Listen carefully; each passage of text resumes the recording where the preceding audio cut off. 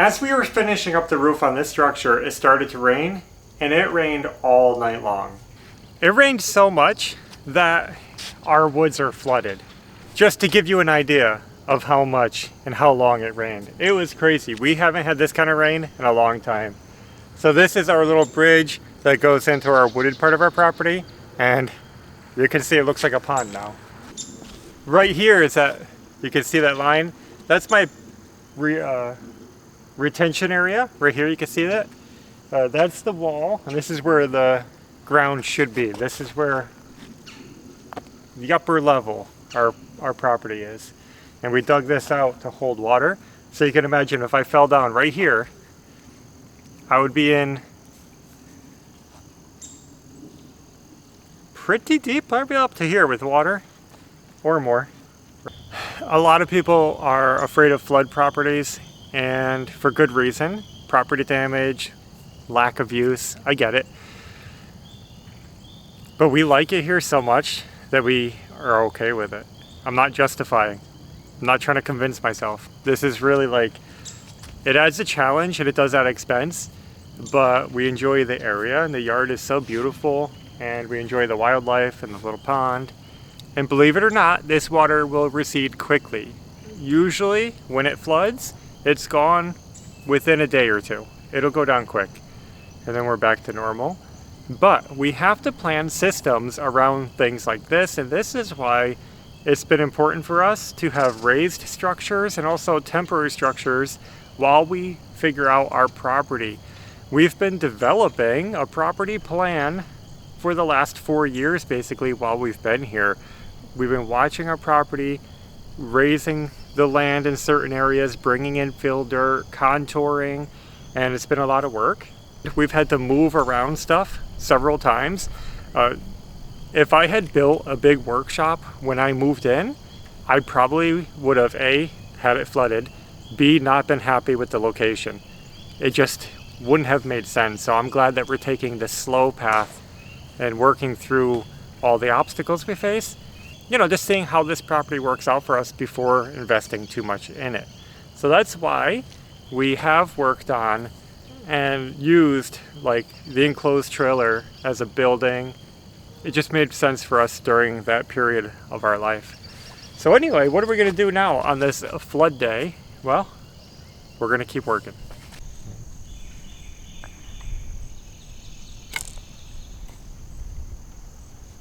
And by the way, this area right here, we've shown it before. This is what we've been working on clearing and leveling. This will be the home of the future garage. We hope to have a big building built right here. As big as we can fit and afford. So it's coming, we just have to work toward it.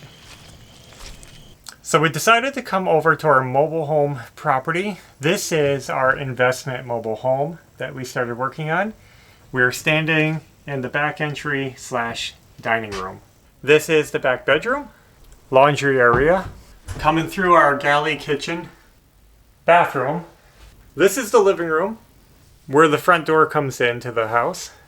And around here, we come into the front bedroom with the huge bow window.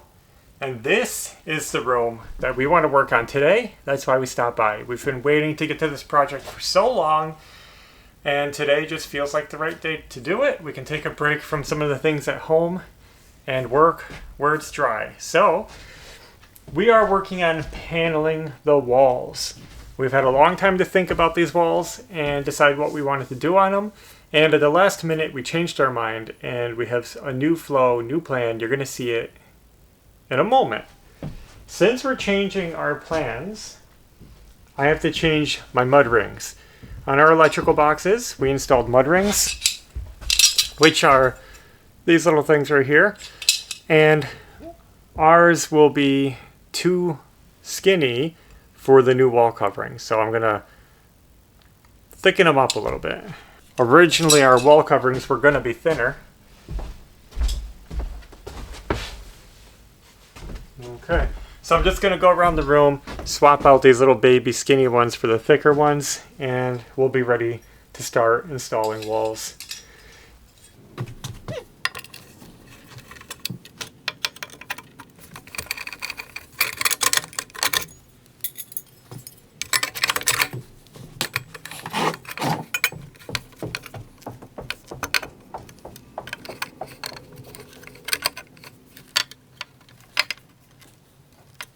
On the ceilings of this home, we decided to use a product called LP multi-use panel, and it basically is an OSB product that has a textured wood grain finish. Honestly, it's a little bit thin, and it already is sagging a little bit. I can see it bowing down between, because these are 2 foot on center trusses, and we got the insulation pushing on it. So anyway, maybe if I put it the long way, it would have been structurally stronger this way, but then we'd have seams on the, it'd be ugly. Point is, we used that. And to stick with that theme, we've decided that on the walls, we're gonna use LP Smart Side. So on the ceilings, the multi-use panel has no grooves. This one has grooves. That's one of the biggest differences. And this is basically siding. This is the same siding we're putting on the outside of our house. And now we're going to be putting it on the inside of this house. You know, when we did our storage closet in our storage building in the mini mobile back at home, we put this on the walls. It came out really nice. It looked nice. And I think we decided it could look nice here too, and it will. It's going to be a really cool house. Unconventional. You're probably wondering why we're not just going cheap, buying drywall.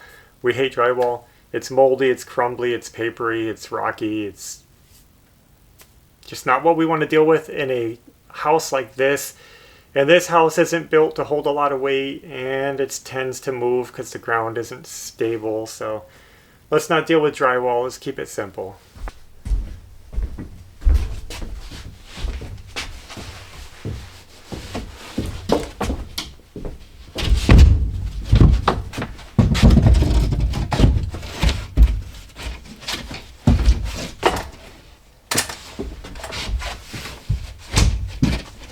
Look at another staple, staple.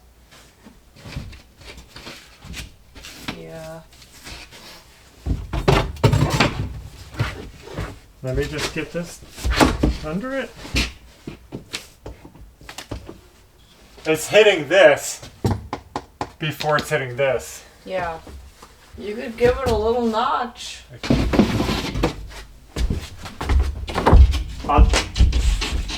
I'll just do it right here. Just bring in a jigsaw.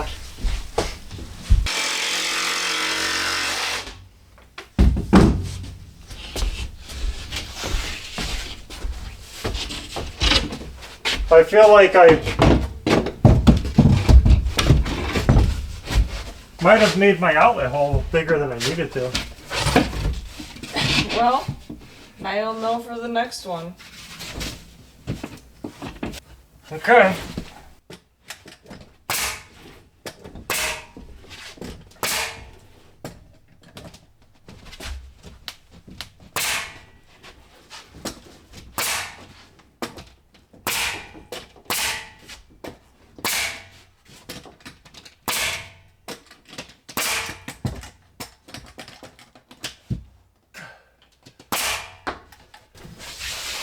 Good.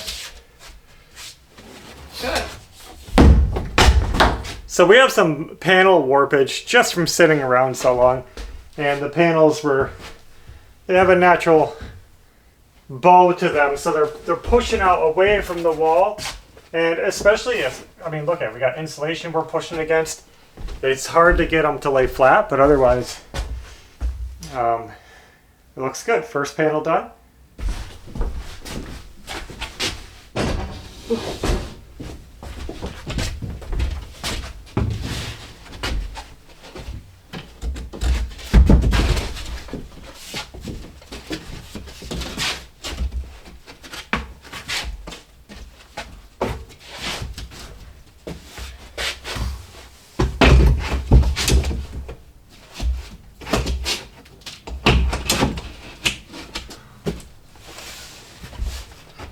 All right, push it.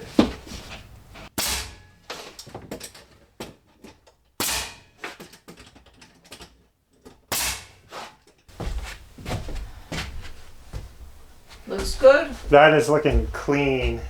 Yeah. I think you guys just missed it. We thought we were recording, but we weren't, and you guys missed the best one because it was perfect. It went up perfectly, it lined up perfectly, and it was beautiful. The outlet looks amazing. Can't believe you missed my best one. But don't worry because we have a whole house to do. Yeah. So, Good point. look at first wall done. We're getting better. Look at 3 sheets and we're already improving our technique. Sometimes you just got to get in the flow. I think we should do this wall now. You do? I kind of wanted to wrap into this corner, but maybe you're right. Let's not deal with the angle yet. Okay. Okay. All right. So here's the process. We're going to be starting in that corner and lapping this way because when you walk into the room, the door's here. You don't want to look into the laps. You want to look over the laps. So these are the things you got to think about when you're working like this. Panels that have a lap. If you look this way, where the lap is coming over, the wall's going to look really clean. But if you look this way, you might see the crack. You'll see the seam because visually it's never going to be perfect. So we're working from the most visually good direction. We're going to mark our studs so that we know where they are. Now with these panels, it's not too hard to know where they are.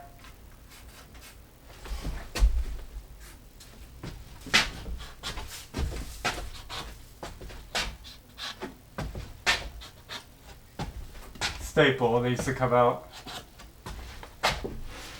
It is just good practice to mark them, just to be safe. Since these panels have grooves that are 8 inches in center, I use the grooves to line me up with my studs because I know where the stud is on the grooves. But it's right here.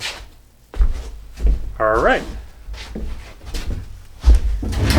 We're nailing these in with siding nails.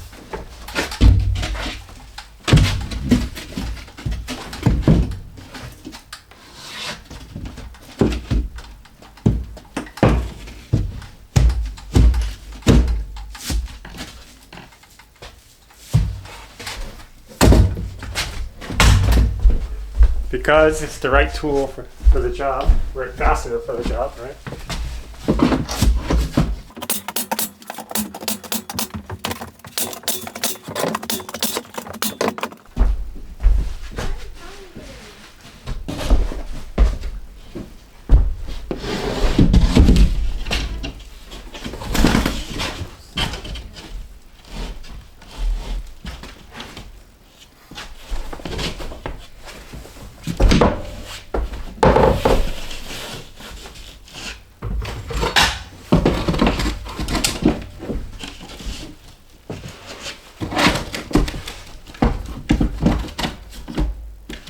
I think that's just about where it needs to be. Yep. Good. Perfect. Nice.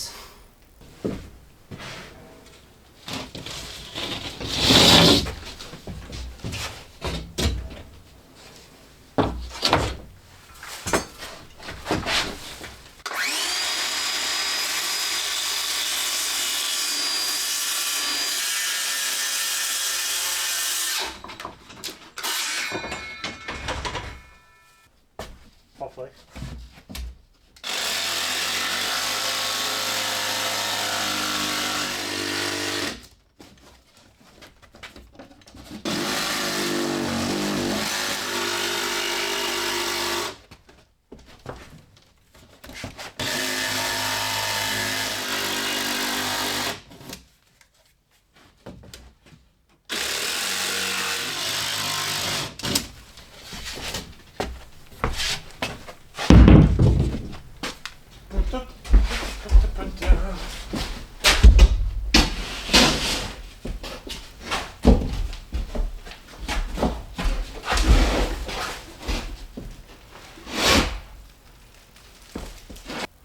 That's perfect. That's perfect. Yeah. All right, let me.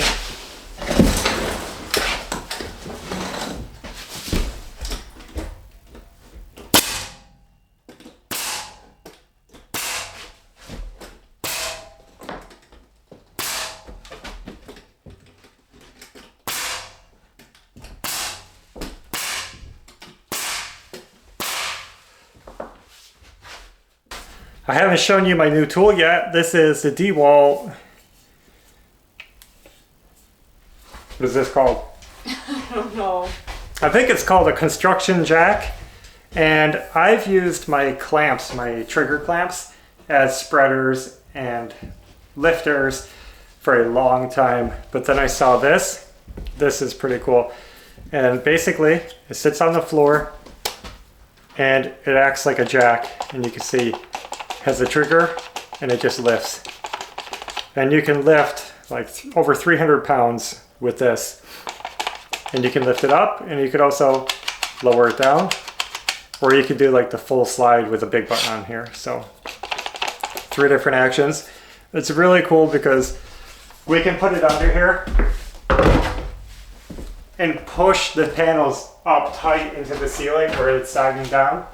That's really handy. And then it stays, you know, like some people may see a drywall foot lift where you lift your panel with like a lever. You could do the same thing with this, but you don't have to use your foot. You set it and it holds it and you can walk away. So I like that. Cool tool, has a lot of uses.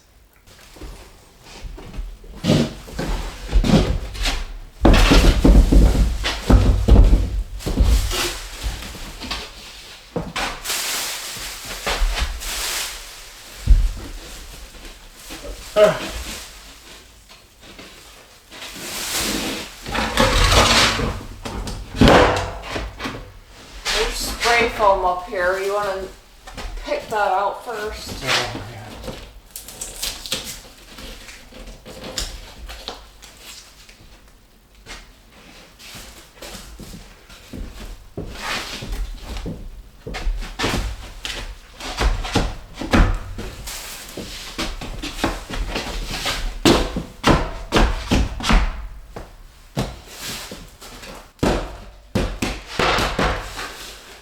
It's gonna come a little bit my way.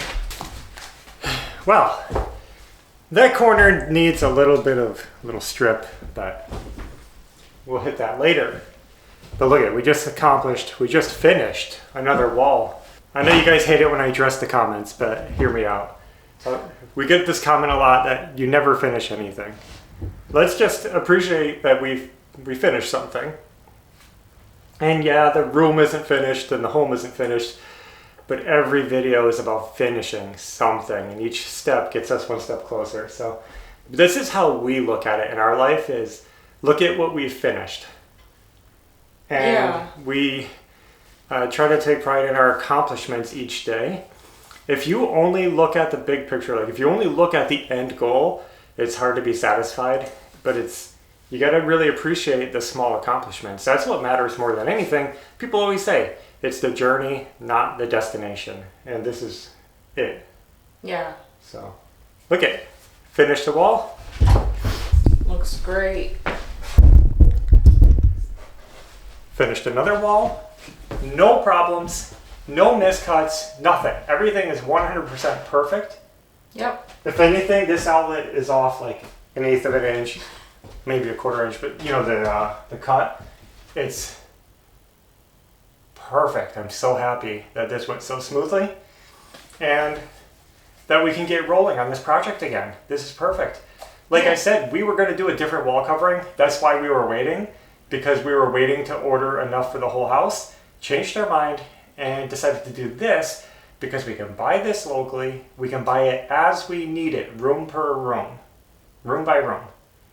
And it makes it affordable, obtainable, and easy, and it is going to save us money from what we were going to do. So it was good that we kind of went slow, you know? Yeah. In the end, it's working out better. So I'm happy with it. And let's just point out that this is primer. This isn't going to be the final color. That is true. I Now, always have people think this is like the final color. This is just factory primer. We will be painting it after we finish. I don't know if we're painting, like, I think we should just finish it and paint it. Finish the room. Finish the room and then move on to the next room. Yeah. Wouldn't it be fun to get the painting done so we don't have to paint all at once at the end? Yeah. So you'll be seeing that soon. You already kind of know what you want for this room. Sort of, yeah. It's gonna be pretty. This room's her decision. You're gonna pick out this room. I'm gonna pick out the end bedroom. Yep. We'll see how that goes. Oh, I apologize if the audio is bad in this video. It wasn't until I took these off, I've been wearing these the whole time, that I realized how echoey it is in here. It might not have started echoey, but we covered a lot of the insulation. Yeah, so hopefully this doesn't sound too bad. I'll try not to talk too much. So, that's all we have for now. Thanks for watching, and until next time, take care. Bye.